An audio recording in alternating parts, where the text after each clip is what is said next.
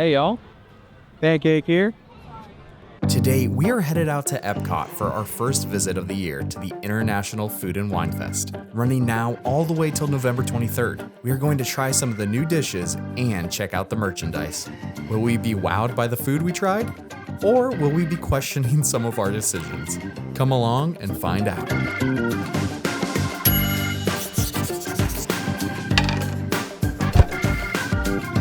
All right, we're here, we're ready to kick off Food and Wine, International Food and Wine Festival. First booth we're stopping at is the Bramblewood Bites, which is right as you walk into World Showcase. You go on that one little path, kind of near the Imagination Pavilion, it's right there. So, first thing I'm gonna try here, we got the grilled bison, which is a butternut squash puree, roasted mushrooms, and huckleberry gastrique, I think. I don't know if that's exactly how you pronounce it, but we're gonna try that. The interesting thing to me is the huckleberry puree on top. I don't know about that. I'm not much of like a fruit with my like savory stuff, but we're gonna see what it's like. I gotta get a little bit of everything in this bite. I would say that's a pretty all together bite. A little bit of everything. Here we go. I like that. The berry's not too strong. I feel like everything comes together nicely. It was a little cold. Obviously, I gotta get some shots before I eat it, so probably had something to do with it. But the meat's really tender. The berry's really good.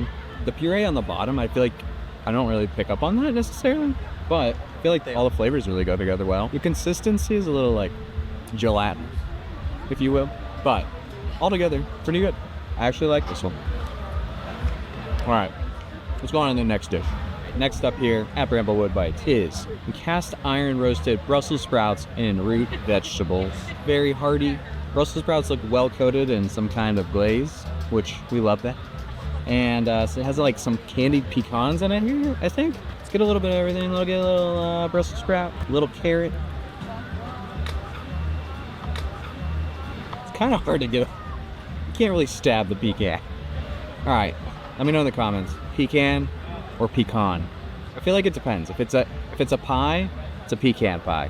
If I'm eating it normal, it's a pecan. I don't know. First bite.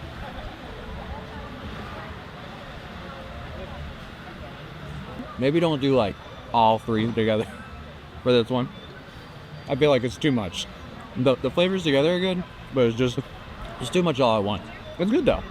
I'm gonna dissect it. There's a little too much going on. Monorail. Get that monorail. Ain't nothing better than a good monorail passing by while you're eating some Brussels sprouts. That's actually the nice thing. This area here has somewhat always existed, but they've added some shade. They've added like giant fans, although where I'm at right now, not getting much of the giant fans. But it's delicious. Not delicious. It's beautiful. Anyway, get back to the dish here. The Brussels sprouts, I'm gonna try one individually now. I really like that. If you've had Brussels sprouts before, you know. And if you haven't, I'd recommend it. I feel like Brussels sprouts get a bad rap when you're growing up. You're like, oh, Brussels sprouts? Ew. And they cook it like this, saute it. It's really good. This is delicious. Feels healthy. I mean, it is, other than the candied pecans. Excellent start. I feel like when you're first coming to World Showcase, maybe you're right. Maybe come into here to Bramblewood Bites, get a little bit of this. Excellent dishes to start off with. So that general area we just ate at, I guess is this year considered Harvest Hollow. They have some signage that points to it. And again, just from a far away view, you can see it's right over there near the Imagination Pavilion. And that's where they have two of the food booths, the one that we ate at, and then another one that we'll probably skip this year, but just want to show you this nice little display they put in. These are like new areas after the whole expansion of Epcot. And so they have this now that they can put a little display. So they got a bunch of pumpkins. Had a pop inside connections because it is like, feels like the surface of the sun out there. And what do you eat when you're in the surface of the sun? A fry flake. This is probably not the best thing to be eating when it's super hot out, but it looked really good. So this is from the Fry Basket. It is located right near Test Track, and right now Test Track is under construction. So there's not many people over there. You got a little fry flight here. So you can't get these individually, unfortunately. It's you either get the flight or you don't. You can get one thing individually over there, which is the yuca fries. And those are really good. I've had those in the past, although the last time I had them, they were pretty salty. So I want to try this. So the three different fries that we got here. We got the truffle Parmesan fries, the barbecue bacon fries, and it's got a smoked aioli on it. And then we got the sweet potato casserole fries. This has candied pecans, toasted marshmallow cream, and bourbon maple salt. There's not too much of the marshmallow cream on it, so I'm a little disappointed in that. But let's dive on in. First fry. Truffle Parmesan. It's a normal truffle Parmesan fry. I feel like this one's like the most basic of all these three. But it's good. Could use, a little aioli to dip it in. Next up, I think I need water. Thanks. Sponsored by the 50th anniversary. This was like 2 years ago. The barbecue bacon fries with the smoked aioli. I gotta get a little bit of that bacon. Gotta get a little bit of everything. That's good. That one is a little salty. The one problem I do have, hold on, with these flights is whenever they put the fries in, they put this stuff on top, and then it just sits on the very top, so it doesn't get mixed in much. I feel like it would maybe be better off in like little troughs, but look at this setup. I appreciate the little, what do you want to call it, cardboard trio fry setup. All right, let's go on to the final fry, which is the sweet potato casserole fry. I gotta be honest with you, this is the real reason I got this. These two sounded good, but if you say marshmallow and sweet potato fries, I feel like that's an interesting combo. All right, there we go.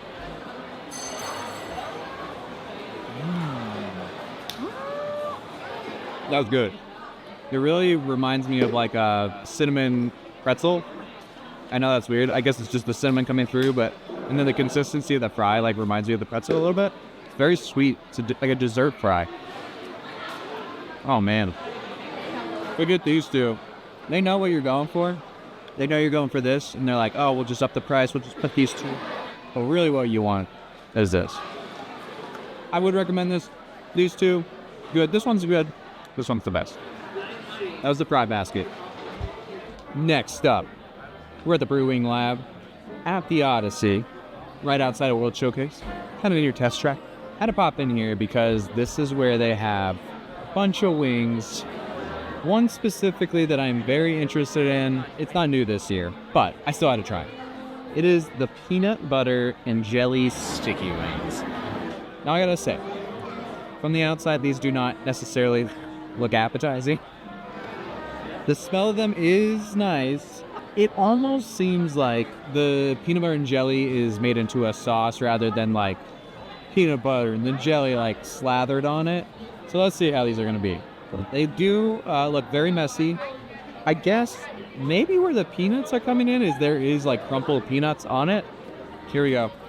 First bite into a drumstick.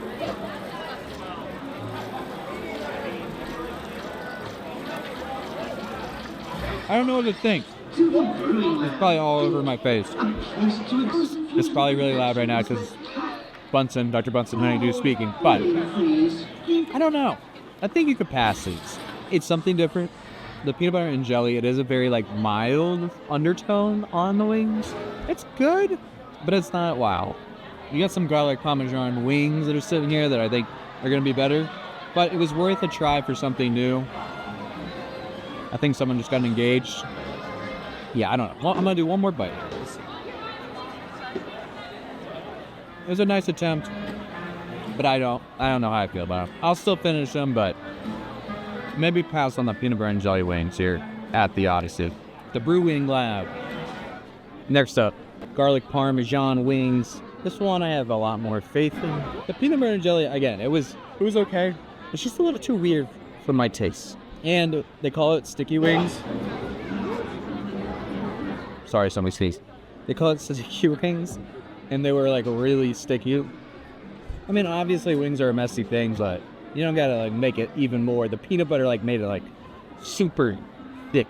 All right, these are the garlic parm wings. The reason I didn't want to do this as the first one because it's a typical wing. You can get garlic parm at pretty much any wing shop. Here we go.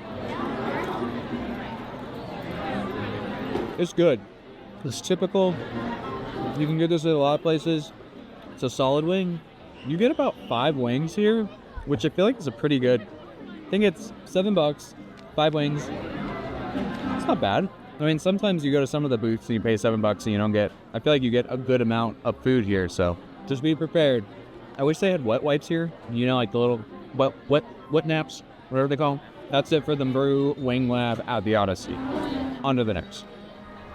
All right, now to pop into Creation Shop, see some of the food and wine merchandise that they have this year. All right, so here is some of the 2024 Food and Wine Fest merchandise. A lot of Figment stuff, as always. Got some Figment mug here, little tumbler cup, and then they also have this actually really neat and colorful button-up shirt that has Figment on it, as well as a t-shirt that says Spice of Life with Figment on it. Of course, International Food and Wine Fest branding of 2024. It's really pretty. I actually like that. Not something that I would wear necessarily, but very well designed, and it actually even has a lot of the countries on it too. That Spaceship Earth, Mexico, some Canada. Very neat design. And what festival would be complete without a pair of ears? So of course they got, actually with the Imagination logo on it, with Figment, International Food and Wine Fest. These are pretty cute too. And they actually even made they might do this every year, I just haven't taken note of it, but they have a lounge fly with Figment on it, keeping that very colorful scheme going. Figment cooking up a meal, and you got some of the icons in the background of Epcot. You got Mexico, Canada, France, looks like Italy, and Japan. And then on the back it actually says International Food and Wine Fest as well. Front here they actually have a neat combo where it's like a mug and a spoon. I like that. You're gonna get a little bit of a 2-for-1 deal with that. And they have a wine glass here, just a plate with Minnie on it. Then they have this really classic polo up here that's really nice. And then they have almost like a wine tumbler on the back. A little cutting board with the Food and Wine Fest logo on it. Then they also have this really nice kind of classic hat. Food and Wine Fest logo on the back. This looks a little odd though. It's Spaceship Earth, but it's like, looks like it's like walking. It's got legs. It's obviously the supports on the bottom, but the yellow legs make me feel like it's like a chicken.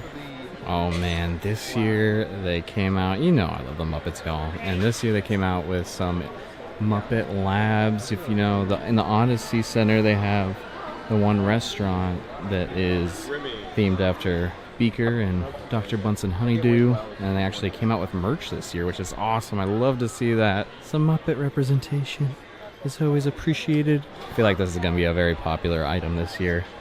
The other thing I love that they maybe have done in the past is these Remy ornaments. Has 2024 on his hat, and then keeping the Remy thing going, they actually have some of these kind of fanny pack type satchel bags, probably crossbodies I guess you'd call it. Has a Remy on the front embroidered, and then on the back, International Food and Wine Festival, and this is actually lug branded. And on the inside I actually think it has a little bit of like some theming too, which is neat. It keeps it going onto the inside as well. They also have a Remy timer here if you're in the kitchen, and then a Mickey Mouse plush here that's really cute too. Love that. A lot of neat stuff this year. I'm starting to hit a wall. I've only had like 3 items. Technically I had 2 items the first thing. Fry flight. And then I had a little bit of little wings. I think that's the problem, is all the things that I got were like, they were, well, one heavy, and then they had like multiple of the same item at that location. I don't know if any of you have watched the Try Guy. I don't even know if it's the Try Guys anymore or just Guy. It was one of the Try Guys. He went to Disney Springs and ate one item from every restaurant on Disney Springs property. And obviously they must have done it over a week. But even with that, like, he ate so much, drank so much. How? I can barely eat like 3 items on Food and Wine Day. How did he do like every restaurant there within a week? Tell me how. I'm gonna walk it off. I might have got 1 or 2 more items in me, but then we'll have to come back for another tasting of items here. Wouldn't be the Food and Wine Festival without a little bit of wine. So, stopped at the Spain booth, got a little red sangria. Very good. I mean, it's sangria. It's delicious. Worried about the get on my shirt. At least it's blue. Could be worse. I do feel like before it was in like a wine kind of like plastic chalice. This year it's in this kind of square thing. They put a little lime in there, a little bit of lemon. I think there's an orange slice too. It's good, refreshing. I needed this. Again, you can't have it be food and wine fest. It would just be a food fest. Gotta have a little bit of wine. Delicious. The only thing we haven't done today is a little bit of dessert. I think that's next. Let's do some dessert next. So this chocolate amarula mousse is very similar to basically a zebra dome if you've ever had that from Animal Kingdom Lodge. And it's very creamy, rich. It's got actually inside this one, I can't remember if it's the case on the normal zebra dome, but it's got like almost like a chocolate cake inside to it. It's really good, and there's like a cookie on the bottom. But fortunately for me, if you don't know, I have celiac disease. Can't eat anything with gluten, so there's a lot of gluten within this. But the part that I did eat is the outer part. That does not contain any gluten, and it was really good. So I can only imagine if you could get deeper in here with that cake, it would be good. I'm gonna re-expose myself. Shouldn't say that. Sounds bad. I'm gonna lessen the exposure of the camera. But yeah, it's really good. It's delicious, and the sun is baking me right now. So I am going to stop this now. Gotta end on a sweet note. Of course, it's dessert time. So stopped in Flavors of America here in the America Pavilion to get this. This is a freshly baked chocolate pudding cake.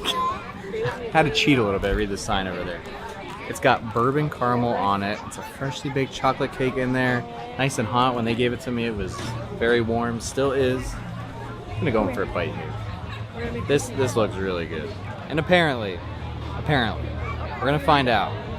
This is gluten-free. I sure hope.